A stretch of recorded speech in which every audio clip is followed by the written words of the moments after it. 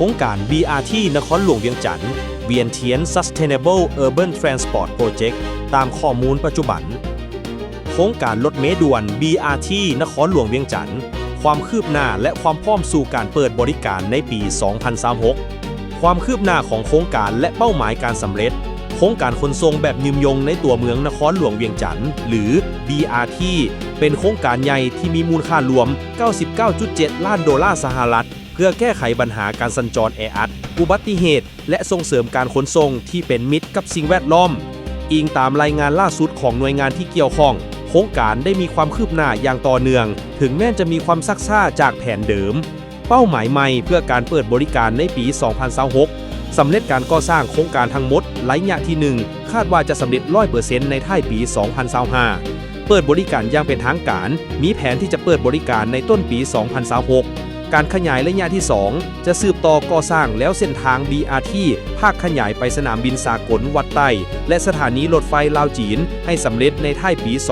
2026 การทดลองบริการจะมีการเปิดทดลองแล่นรถเมล์ BRT ในท้ายปี 2025 และจะมีระยะทดลอง 3 เดือนให้ใช้บริการโดยบ่เสียค่าก่อนเปิดให้บริการอย่างเป็นทางการความพร้อมด้านต่างๆเพื่อเกี่ยมเปิดนำใช้อย่างเป็นทางการเพื่อรับประกันการเปิดบริการในปี 2026 โครงการ BRT ได้เร่งจัดตั้งปฏิบัติใน 5 องค์ประกอบหลัก 1. ระบบรถเมล์สายด่วน BRT และพาหนะรถเมล์ไฟฟ้าได้มีการเซ็นสัญญาจัดซื้อรถเมล์ไฟฟ้าจำนวน 55 คันขนาดยาว 12 เมตรซึ่งออกแบบเฉพาะเพื่อให้บริการผู้โดยสารทั่วไปและผู้พิการรถเมล์บางส่วนได้เดินทางมาฮอดนครหลวงเวียงจันทน์แล้วเส้นทางและสถานีแล้วเส้นทาง BRT หลักมีระยะทาง 12.9 กิโลเมตรเริ่มแต่สวนเจ้าฟ้างมหามหาวิทยาลัยแห่งชาติดองโดกมีสถานีขึ้นลงทั้งหมด 26-27 จุดสถานีกลางและแคมทาง 2. การคุ้มครองการจราจรระบบไฟอำนาจจะมีการติดตั้งไฟอำนาจใหม่และปรับปรุงไฟจราจรทั้งหมด 41 จุดติดตั้งใหม่ 24 จุดเพื่อให้รถเมล์ BRT ได้รับการอำนวยความสะดวกในการสัญจรอยู่จุดทางครบทางแยกจุดเลี้ยวรถหรือ U-turn สั่งจุดเลี้ยวรถ 4 จุดอยู่ถนนไกรสอนพรหมวิหารตามแล้วเส้นทางรถเมล์ด่วน 3. การคุ้มครองบอนจอดรถโครงการจะจัดสรรระบบคุ้มครองบอนจอดรถตามแคมทางอยู่ในห้อมทั้งหมด 8 เขตเพื่อจัดสรรความเป็นระเบียบเรียบร้อยของตัวเมือง 4. ทางยางและการขนส่งบ่ใช้เครื่องจักรหรือ NMT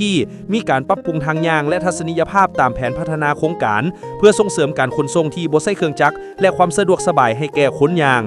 5. สร้างตั้งกองคุ้มครองการขนส่งในตัวเมือง UTMS สร้างตั้งหน่วยงานคุ้มครองการขนส่งในตัวเมืองแบบยืนยงเพื่อบริหารจัดการระบบขนส่งสาธารณะใหม่นี้ถึงแม้ว่าโครงการ BRT จะมีความซักซ่าจากกำหนดการเดิมแต่ปัจจุบันอิงตามข้อมูลการคาดคะเนในกลางปี 2025 แม้นกำลังดำเนินไปอย่างคุ้นเคี่ยวและมีเป้าหมายที่จะสำเร็จการก่อสร้างในท้ายปี 2025 และเปิดบริการอย่างเป็นทางการในต้นปี 2026 ความพร้อมด้านต่างๆเช่นรถเมล์ไฟฟ้าการก่อสร้างเส้นทางสถานีระบบจราจรและการคุ้มครองบอนจอดรถล้วนแต่ถูกจัดตั้งปฏิบัติอย่างเป็นระบบเพื่อก้าวไปสู่การเป็นระบบขนส่งสาธารณะที่ทันสมัยและเป็นมิตรกับสิ่งแวดล้อมของนครหลวงเวียงจันทน์